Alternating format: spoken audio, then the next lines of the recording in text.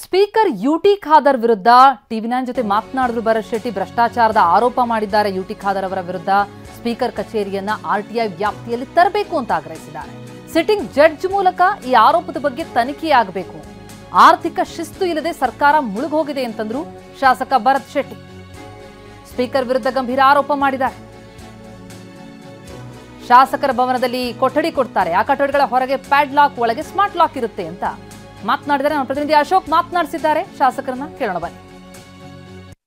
ಕರ್ನಾಟಕ ವಿಧಾನಸಭೆಯ ಸ್ಪೀಕರ್ ಸ್ಥಾನದ ಅಧಿಕಾರವನ್ನು ದುರ್ಬಳಕೆ ಮಾಡಿಕೊಂಡು ದುಂದುವೆಚ್ಚ ಮಾಡುವುದರ ಜೊತೆಗೆ ಭ್ರಷ್ಟಾಚಾರವನ್ನು ಮಾಡಲಾಗ್ತಿದೆ ಅನ್ನುವಂಥ ಗಂಭೀರ ಆರೋಪವನ್ನು ಬಿಜೆಪಿ ಶಾಸಕರಾಗಿರ್ತಕ್ಕಂಥ ಡಾಕ್ಟರ್ ವೈ ಭರತ್ ಶೆಟ್ಟಿ ಅವರು ಮಾಡ್ತಾ ಇದ್ದಾರೆ. ಎಲ್ಲ ವಿಚಾರದ ಕುರಿತಂತೆ ಮಾತನಾಡೋದಕ್ಕೆ ಅವರನ್ನು ಮಾತಾಡಿಸ್ತೇನೆ. ಸರ್, ತಾವು ಮಾಡಿರ್ತಕ್ಕಂಥ ಆರೋಪಗಳು ಏನು ಮತ್ತು ಯಾವ ರೀತಿಯಾಗಿ ದುಂದುವೆಚ್ಚಗಳು ಆಗ್ತಾ ಇದೆ ಅಂತ?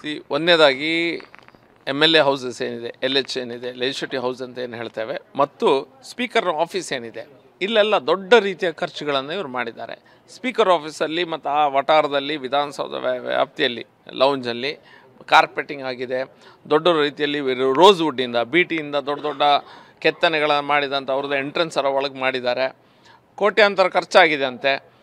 MLA ಹೌಸಸ್ಗೆ ಹೋದರೆ ನಮ್ಮ ರೂಮಲ್ಲಿ ಎಲ್ಲ ಒಂದೊಂದು ಲಾಕರನ್ನು ತಂದಿಟ್ಟಿದ್ದಾರೆ, ಒಂದೊಂದು ಲಾಕನ್ನು ಹಾಕಿದ್ದಾರೆ. ನಾವು ಹೋಗೋದು ವಾರಕ್ಕೆ ಒಂದು ಸತಿ, ಅಲ್ಲಿ ರೂಮಿಗೆ ಹೋಗುವಾಗ ಲಾಕರ್ ತಂದಿಟ್ಟಿದ್ದಾರೆ. ಆ ಸ್ಮಾರ್ಟ್ ಲಾಕರ್ ಏನಂತ ನೋಡಿದರೆ ಅವರು ಗೌರ್ಮೆಂಟ್ ಕೊಟ್ಟು 35,000, ಮಾರ್ಕೆಟಿಗೆ ಹೋದರೆ 8,100ಕ್ಕೆ ಸಿಗ್ತದೆ. ಸ್ಮಾರ್ಟ್ ಡೋರ್ ಲಾಕ್ಸ್ ಹಾಕಿದ್ದಾರೆ, ಅದು ಎಲ್ಲಿ ಒಂದು ಡೋರಿಗೆ ಒಳಗಿದ್ದಕ್ಕೆ ಹಾಕಿದ್ದಾರೆ. ಸ್ಮಾರ್ಟ್ ಡೋರ್ ಲಾಕ್ 49,000 ಗೌರ್ಮೆಂಟ್ ಕೊಟ್ಟು ಇವರದ್ದು. ಮಾರ್ಕೆಟಲ್ಲಿ ಆನ್ಲೈನಲ್ಲಿ ಹೋಗಿ ನೋಡಿದರೆ 16,600 ರೂಪಾಯಿ ಇದೆ. ನಮ್ಮಲ್ಲಿ ಆರ್ಮ್ ಚೇರ್ ಇದೆ, ನೀವು ಮತ್ತೊಂದು ಚೇರನ್ನು ಹೇಗೆ ತರ್ತಾ ಇದ್ದೀರಿ? ಹಾಳಾದರೆ ಸರಿಯಪ್ಪ, ನಿಮ್ಗೆ ಗೊತ್ತಾಗ್ತದೆ. ಎಲ್ಲ ಇದು ಸ್ಕ್ರೀನು, ಅದು ಇದು ಎಲ್ಲ ಬೆಡ್ಶೀಟು, ಬೆಡ್ಡು ಎಲ್ಲದೂ ಚೇಂಜ್ ಮಾಡ್ತಾ ಇದ್ದಾರೆ. ಅವಶ್ಯಕತೆ ಏನು? ನೀವು ಟೆಂಡರ್ ಕರಿಬೇಕು. ಇವು ಟೆಂಡರ್ ಕರೆಯೋದಿಲ್ಲ. 4G ಎಕ್ಸಮ್ಷನ್ ಮೂಲಕ. 4G ಎಕ್ಸಮ್ಷನ್ ಯಾವಾಗ ಕೊಡ್ತೇವೆ?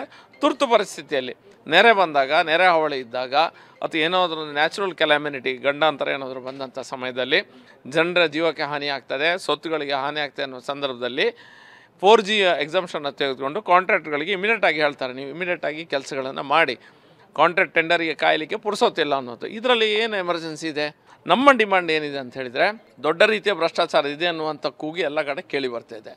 ಅದಕ್ಕಾಗಿ ಒಂದು ಸಿಟ್ಟಿಂಗ್ ಜಡ್ಜ್ ಮೂಲಕ ಸ್ಪೀಕರ್ ಆಫೀಸಲ್ಲಿ ಏನೆಲ್ಲ ಪರ್ಚೇಸ್ ಆಗಿದೆ 2 ವರ್ಷದಲ್ಲಿ, ಅದರ ಮೇಲೆ ಕಂಪ್ಲೀಟಾಗಿ ಎನ್ಕ್ವೈರಿ ಆಗಬೇಕು. ಯಾವ ಅನುಕೂಲಕ್ಕಾಗಿ ನೀವು ಏನು ರೀಸನನ್ನು ಹೇಳ್ತಿದ್ರಿ ಅದನ್ನು ನೀವು ಟೆಂಡರ್ ಪ್ರಕಾರ ಮಾಡಿ ಅಂತ ಹೇಳ್ತಾಯಿದ್ದೆ. ನೀವು ಅನುಕೂಲ ಅಗತ್ಯನೇ ಇದ್ದರೆ ಎಲ್ಲರಿಗೂ ಫ್ರೀ ಫುಡ್ ಅಂತ ಹೇಳಿದ್ರು, ಅದ್ರ ಲೆಕ್ಕಾಚಾರ ಕೊಡಿಯಲ್ಲ. ನೀವು ಲೆಕ್ಕಾಚಾರ ನಮ್ಗೆ ಸಿಗ್ತಾ ಇಲ್ಲ. ನೀವು ಯಾರಿಗೆ ಎಷ್ಟು ಪೇಮೆಂಟ್ ಮಾಡಿದ್ರಿ, ಎಷ್ಟು ಊಟ ಹೋಗಿದೆ, ಯಾರಿಗೆ ಹೋಗಿದೆ? ಪ್ರಶ್ನೆ ಇರೋದು ಇಲ್ಲಿ ದುಂದುವೆಚ್ಚ ಮತ್ತು ಭ್ರಷ್ಟಾಚಾರದ್ದು.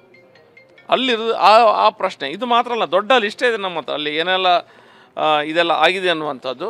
ಅದ್ರ ಬಗ್ಗೆ ಎನ್ಕ್ವೈರಿ ಆಗಲೇಬೇಕು. ಪುಸ್ತಕ ಮೇಳಕ್ಕೆ ಕೋಟ್ಯಾಂತರ ರೂಪಾಯಿ ಖರ್ಚಾಗಿದೆ ಅನ್ನುವಂಥದ್ದು. ನೋಡಿ, ಪುಸ್ತಕ ಮೇಳ ಇದ್ದದ್ದು 5 ದಿನ.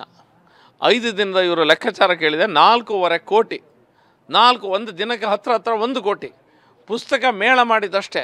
ಪುಸ್ತಕ ಮೇಳ ಮಾಡಲಿಕ್ಕೆ 1 ಕೋಟಿ ಏನು ಖರ್ಚಾಗ್ತದೆ ಇವ್ರಿಗೆ ದಿನಕ್ಕೆ? ಲೆಕ್ಕಾಚಾರ ಇಲ್ಲ ಅದ್ರದ್ದು ಸಹ. ಯಾಕೆ, ಏನು, ಎಲ್ಲಿ ಅಂತ ಏನು ತಲೆಬುಡ ಇಲ್ಲ. ಈಗ ಸ್ಪೀಕರ್ ಸ್ಥಾನವನ್ನು ಯಾರು ಪ್ರಶ್ನೆ ಮಾಡೋದಿಲ್ಲ ಅಂತೇಳಿ ಈ ರೀತಿಯ ಪ್ರಕ್ರಿಯೆಗಳಲ್ಲಿ ಆಗಿದೆಯಾ? ಖಂಡಿತ ಎಲ್ಲೋ ಒಂದು ಕಡೆ ಅವರಿಗೆ ಇದಿದೆ, ಸ್ಪೀಕರ್ ಅಲ್ಲ, ಯಾರು ಮಾತಾಡಲಿಕ್ಕಿಲ್ಲ ಅಂತ. ಕಾನ್ಸ್ಟಿಟ್ಯೂಷನಲ್ ಪೋಸ್ಟಿಗೆ ಮಸಿ ಬೆಳೆಯುವಂಥ ಕೆಲಸ ಏನಾದರೂ ಆಗಿದೆ 2 ವರ್ಷದಲ್ಲಿ ಆಗಿದೆ. ಕ್ಯಾಮ್ರಾ ಪರ್ಸನ್ ವಿಲ್ಫೇಜ್ ಜೊತೆ ಅಶೋಕ್, ಟಿವಿ9 ಮಂಗಳೂರು.